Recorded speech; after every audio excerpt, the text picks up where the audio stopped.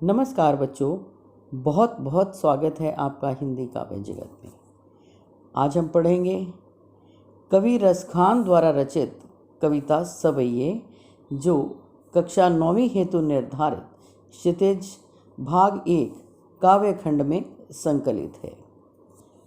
बच्चों, परीक्षा में कवि से संबद्ध अलग से कभी भी कोई प्रश्न नहीं पूछा जाता। फिर भी हमारे लिए कोई भी रचना जो हम पढ़ते हैं उसके रचनाकार के विषय में जानना अति आवश्यक है, तभी हमारा पठन पाठन का उद्देश्य पूर्ण होता है। तो आइए संक्षिप्त रूप से परिचय जानते हैं कवि रसखान का। बच्चों, कवि रसखान का मूल नाम था सैयद इब्राहिम और इनके जन्म के विषय में कोई ठोस प्रमाण उपलब्ध नहीं है। फिर भी जो प्रमाण मिले हैं उसके आधार पर इनका जन्म 1548 हरदोई जिले के पिहानी गांव में माना जाता है। बच्चों, ये मुस्लिम होकर भी कृष्ण के अनन्य भक्त थे और ब्रजभूमि ही इनका कर्म क्षेत्र थी। इनकी प्रमुख रचनाएं सुजान रसखान, प्रेम वाटिका आदि हैं। बच्चों, आइए चलते हैं कविता की ओर। कविता का नाम है सवैये और कविता पढ़ने से पूर्व एक बार पढ़ लेते हैं शब्दार्थ, ताकि कविता को समझना सरल हो जाएगा। पहला शब्द है बसों, जिसका अर्थ है बसना या रहना। कहा बस, बस में न होना।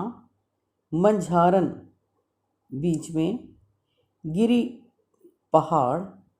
पुरंदर, इंद्र। कालिंदी, यमुना। कामरिया, कंबल। तड़ाग, तालाब। कलधौत, महल। करील, कांटेदार झाड़ी। वारों, न्योछावर करना। भावतो, अच्छा लगना। अटा, कोठा अथवा अट्टालिका, यानी घर का सबसे ऊपरी भाग, छत कहते हैं ना इसको, उसे कहते हैं कोठा या अट्टालिका। टेरी, पुकार कर बुलाना। तो एक बार इससे आगे भी चलिए, थोड़ा यह भी जान लें कि सवैया छंदों के विषय में आपको संक्षिप्त रूप में मैंने पहले भी बताया था, और फिर भी आप जान लें। ये जो सवैया छंद है बच्चों, ये वार्णिक छंद है। छंद दो प्रकार के होते हैं, मात्रिक और वार्णिक। जो सवैया छंद है यह वार्णिक है, इसमें वर्णों को गिनकर पता लगाया जाता है। तो इसमें 22 से 26 वर्ण होते हैं और यह ब्रज भाषा का बहुप्रचलित छंद रहा है। अब जान लेते हैं 8 सिद्धियां और 9 निधियां कौन सी हैं, क्योंकि जब हम कविता पढ़ेंगे तो 8 सिद्धि और 9 निधि का जिक्र अवश्य आएगा। तो 8 सिद्धियां कौन सी हैं बच्चों? अणिमा, महिमा, गरिमा, लघिमा, प्राप्ति, प्राकाम्य, ईशित्व और वश्यत्व। ये 8 अलौकिक शक्तियाँ, 8 सिद्धियाँ कहलाती हैं। अब हैं 9 निधियाँ। पद्म, महापद्म, शंख, मकर, कच्छप, मुकुंद, कुंद, नील और खर्व, ये कुबेर की 9 निधियाँ कहलाती हैं। तो बच्चों, इन 8 सिद्धियों और 9 निधियों को बहुत ही कठोर तप के द्वारा प्राप्त किया जाता है। तो आइए चलते हैं कविता की ओर। आप पढ़ेंगे कविता। मैं आपको एक एक छंद का पहले काव्य पाठ करके दिखाऊंगी, उसके बाद स्पष्टीकरण विधि से हम प्रत्येक छंद को समझेंगे। मानुष हो तो वही रस खानी, बसौ ब्रज गोकुल गाँव के ग्वारन। जो पशु हो तो कहाँ बस मेरो, चरऊ नित नंद की धेनु मंझारन। पाहन हो तो वही गिरि को, जो कियो हरि छत्र पुरंदर धारन। जो खग हो तो बसेरो करो, मिली कालिंदी कूल कदम्ब की डारन। बच्चों, आप इसको गायन में भी ले सकते हैं, क्योंकि छंद गाने के लिए ही होते हैं। आप इसको देख लीजिएगा। एक छंद में आपको गाकर बता देती हूँ। मानुष हो तो वही रस खानी, बसों ब्रिज गोकुल गाँव के ग्वारन। जो पशु हो तो कहा बस मेरो, चरो नित नंद की धेनु मझारन। पाहन हो तो वही गिरि को, जो कियो हरि छत्र पुरंदर धारन। जो खग हो तो बसेरो करो, मिली कालिंदी कूल कदम्ब की डारन। तो बच्चों, आप तो इससे भी अच्छा गायन कर सकते हैं। तो आपको गा करके प्रत्येक छंद को याद करना है और 4 ही सवैये हैं आपके, चारों को आप कंठस्थ करेंगे। अब देखिए, मानुष हो तो वही रस खानी। देखो बच्चों, कवि रसखान कृष्ण के अनन्य भक्त हैं और इन चारों सवैयों में कवि रसखान ने क्या बताया है? अपनी कृष्ण के प्रति अनन्य भक्ति को प्रकट किया है। और चारों जो सवैये हैं उनके विषय में क्या क्या बताया है कि पहले और दूसरे सवैये में कृष्ण और कृष्ण भूमि के प्रति कवि का अनन्य समर्पण भाव व्यक्त हुआ है। तीसरे छंद में कृष्ण के रूप सौंदर्य के प्रति गोपियों की उस मुग्धता का चित्रण है जिसमें वे स्वयं कृष्ण का रूप धारण कर लेना चाहती हैं। और चौथे छंद में कृष्ण की मुरली की धुन और उनकी मुस्कान के अचूक प्रभाव तथा गोपियों की विवशता का वर्णन है। तो बच्चों, अब करते हैं स्पष्टीकरण। मानुष हो तो हो जो शब्द है इसका अर्थ है मैं। मानुष का मतलब मनुष्य। तो कवि इतनी अटूट भक्ति कृष्ण के प्रति रखते हैं कि वो ये चाहते हैं कि हर जन्म में, चाहे वो कोई भी जन्म लें, किसी का भी जन्म लें, किसी भी रूप में जन्म लें, लेकिन कृष्ण से उनका संबंध अवश्य होना चाहिए। कृष्ण से जुड़ी हुई चाहे कोई भी चीज़ हो, उसी से संबंध उनका यदि वो जुड़े रहते हैं तो अपने जन्म को वो सार्थक मानते हैं। यहाँ कवि ने क्या कहा है? हे प्रभु, मानुष हो तो वही रस खानी। यदि मैं मनुष्य का जन्म लूँ, अगले जन्म में यदि मैं मनुष्य बनता हूँ, तो बसौ ब्रज गोकुल गाँव के ग्वारन, तो मुझे ब्रज के गाँव का ग्वाला बना दें, ग्वाले के रूप में ही मेरा जन्म हो। ऐसा क्यों कहा? क्योंकि कृष्ण बाल ग्वालों के साथ ही गायें चराया करते थे, तो वो चाहते हैं कि मुझे ग्वाला बन करके कृष्ण के साथ रहने का सुअवसर मिल जाएगा। जो पशु हों तो कहा बस मेरो, चरो नित नंद की धेनु मझारन। यदि पशु बनता हूँ, अगले जन्म में यदि मैं पशु बनूं तो मेरा कोई वश नहीं चलता। बस मेरो चरो नित नंद की धेनु मझारन। और यदि मैं पशु बनूं तो गाय का जन्म मुझे देना, मैं गाय का जन्म लूं ताकि नित्य में बाबा नंद की गायों के साथ वन में चरा करूं। और चराने वाले कौन हैं? श्री कृष्ण। तो इस प्रकार गाय के रूप में भी कवि कृष्ण का सानिध्य चाहते हैं। पाहन हूँ तो वही गिरि को, जो कियो हरि छत्र पुरंदर धारन। पाहन कहते हैं पत्थर को, हों अभी बताया था मैं। और यदि मैं पत्थर का जन्म लूँ तो मतलब अगले जन्म में यदि मैं पत्थर बनूँ तो वही गिरि को, तो हे प्रभु मुझे उसी पर्वत का, गिरि का मतलब पहाड़ी या पर्वत, उसी पहाड़ का पत्थर बनाना जो कियो हरि छत्र पुरंदर धारन। पुरंदर अभी पढ़ा था ना आपने, इंद्र की, उसी पहाड़ का पत्थर बनूं जिसको इंद्र के प्रकोप से श्री कृष्ण ने ब्रजवासियों को बचाने के लिए अपनी तर्जनी उंगली पर धारण किया था। तो इस प्रकार पहाड़ बनकर भी मुझे कृष्ण का सामीप्य प्राप्त हो जाएगा। जो खग हो तो बसेरो करो, मिली कालिंदी कूल कदम्ब की डारन।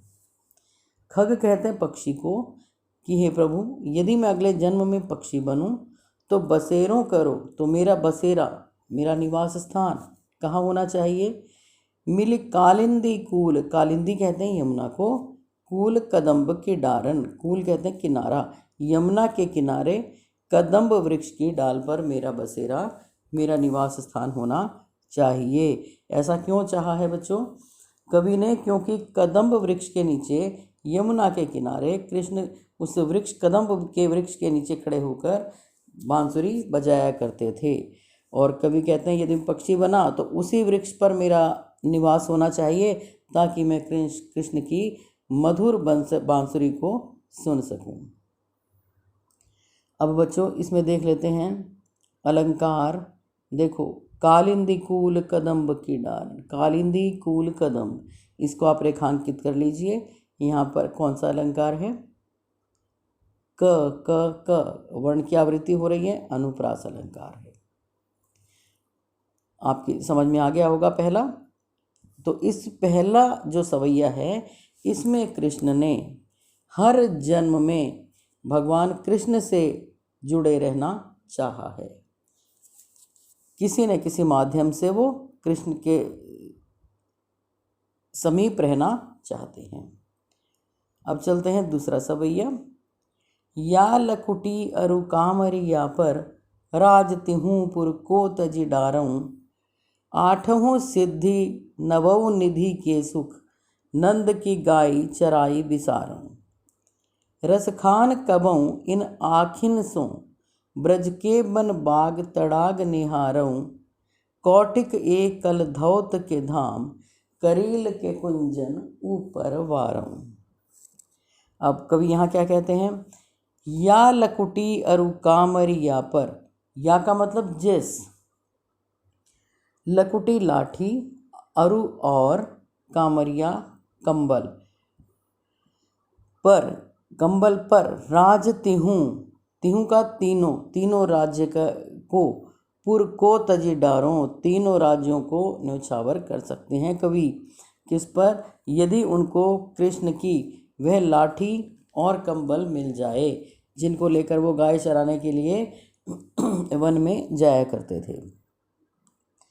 आठों सिद्धि नवौ निधि के सुख, नंद की गाय चराए बिसारो। और यदि कवि क्या कहते हैं, उन्हें आठों सिद्धि और नौ निधि, जिनके विषय में भी जाना था आपने, आठों सिद्धियां और नौ निधियों के सुख को बिसारो, वो बिसार देगा, भूल जाएगा, त्याग देगा। कब, यदि उसको नंद की गाय चराई, नंद की गाय चराने का अवसर मिलेगा। यानी कवि क्या कहते हैं, उन्हें वो कंबल और लाठी मिल जाए और नंद की गायों को चराने का सुअवसर मिले, तो वह तीनों लोगों के राज्य को भी त्याग देगा और आठों सिद्धि और नौ निधि के सुखों को भी भूल जाएगा, उनको त्याग देगा, बस यदि उसे नंद की गाय चराने का सुअवसर मिल जाए। रसखान कबऊ इन आखिन सो, ब्रज के बन बाग तड़ाग निहारों। अब कवि क्या कहते हैं, रसखान कबऊ, कवि रसखान कहते हैं कि मैं अपने इन आँखों से ब्रज के वन बाग तड़ाग निहारूं, कि मुझे हे प्रभु ऐसा वरदान दे दो, मेरे लिए ऐसा करो कि मैं सदैव अपनी इन आँखों से ब्रज के वनों को, बागों को, तालाबों को देखता रहूं। ऐसा बच्चों क्यों चाहा है, वन में कृष्ण अपनी विभिन्न प्रकार की लीलाएं करते थे, बागों में, तालाब के किनारे, वहाँ वो ग्वाल बालों के संग खेलते थे और इस प्रकार अपनी विभिन्न क्रीड़ाएं वहाँ पर करते थे। तो मतलब किसी न किसी रूप से इन चीज़ों से भगवान कृष्ण जुड़े हुए थे, तो इसीलिए कवि इनको हमेशा देखकर सुख पाना चाहता है। उसके नेत्रों को तभी सुख मिलेगा जब वह इन चीज़ों को, सारी कृष्ण से जो जुड़ी हैं, इनको सदा निहारता रहे। कौटिक एकल धौत के धाम, करील के कुंजन ऊपर वारो। देखो कृष्ण से जुड़ी जो है कवि रसखान हर चीज़ की कामना करते हैं, वो वही उनको सुख देगी, चाहे वो कितनी भी साधारण चीज़ क्यों न हो। जैसे कवि पुनः क्या कहते हैं, कौटिक एकल धौत, इसको रेखांकित करें, यह भी आपका अनुप्रास अलंकार है। कि कौटिक कहते हैं करोड़ों को, कलधौत सोने के महल, कलधौत के धाम, कलधौत कहते हैं सोने को, सोने के धाम, सोने के महल। करील कहते हैं कांटेदार झाड़ियाँ, के कुंज उनके वृक्ष, यानी करील की झाड़ियों के ऊपर मैं वार दूंगा, उन पर न्यौछावर कर दूंगा। किस चीज़ को? कौटिक एक कलधौत के धाम, करील के कुंजन ऊपर वारूं। यदि मुझे कांटेदार झाड़ियाँ के समीप रहने का सुअवसर मिल जाए तो मैं उनके ऊपर उस सुख के, उस अपार आनंद के सामने मैं करोड़ों सोने के महलों को भी भूल जाऊंगा, उन्हें भी त्याग दूंगा। बच्चों, तात्पर्य ये कि इस सवैये में रसखान कवि क्या कहते हैं, कृष्ण से जुड़ी यदि उन्हें एक भी चीज़ मिल जाती है, उसी के समीप रहने का अपार सुख उसको मिल जाता है, तो वह बड़े से बड़े सुख को, जीवन की हर सुख सुविधा को पूर्णतः त्याग देगा। आइए चलते हैं तीसरे सवैये की ओर। मोर पखा सिर ऊपर राखी हूँ, गुंज की माल गले पहरूंगी, ओढ़ी पीतंबर लय लकुटी, बन गोधन ग्वारिन संग फिरूंगी। भाव तो वो ही मेरो रस खानी, सो तेरे कहे सब स्वांग करूंगी, या मुरली मुरलीधर की, अधरान धरी अधरान धरूंगी। अब इसमें क्या बताया है कवि रसखान ने कि मोर पखा सिर ऊपर राखियों, कि यहाँ पर जो गोपियाँ हैं वह भी कृष्ण से अटूट प्रेम करती हैं। भगवान कृष्ण थे ही ऐसे कि प्रत्येक ब्रजवासी, चाहे वह नर है, नारी है, बालक है, बालिका है, वहाँ के वन हैं, बाग हैं, गायें हैं, कृष्ण सभी के प्रिय हैं। तो यहाँ गोपियों के विषय में कवि ने बताया है कि एक सखी दूसरे से कहती है तुम कृष्ण का वेश बना लो। तो वह क्या कहती है? मोर पखा सिर ऊपर राखी हूँ, कि हे सखी, मैं तुम्हारे कहने से कृष्ण के समान अपने सर के ऊपर मोर पंख धारण कर लूँगी, गुंज की माल गले पहरूंगी, और गले में गुंजों की माला भी पहन लूँगी। गुंज कहते हैं बच्चों जंगली फूलों को, तो वह क्या कहते हैं, गुंज के फूलों की माला भी पहन लूँगी। ओढ़ी पीताम्बर लय लकुटी, मैं पीताम्बर भी ओढ़ लूँगी। कृष्ण पीले वस्त्र पहनते थे ना, और जो कृष्ण का जो पीले वस्त्र वो पहनते थे उन्हें पीताम्बर कहा जाता है। तो मैं तुम्हारे कहने से पीताम्बर भी ओढ़ लूँगी।